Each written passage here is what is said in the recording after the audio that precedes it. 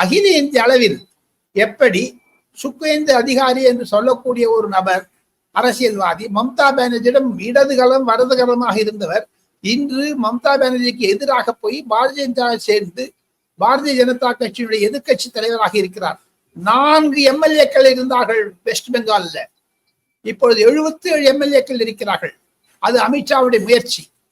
அதே தவிர அமித்ஷாவுடைய முயற்சி பாரதிய ஜனதா கட்சிக்கு வெற்றி பெற்றதில் அல்ல, காங்கிரசும் சிபிஎம் 0 ஆகிட்டதில் மகிழ்ச்சி அடைகிறார்கள். அது மாதிரியான நிலைமையை தமிழகத்தில் கொண்டு வர வேண்டும், திமுகவை சிங்கிள் டிஜிட்டா கொண்டு வர வேண்டும் என்றெல்லாம் யோசித்து வருகிறார்கள்.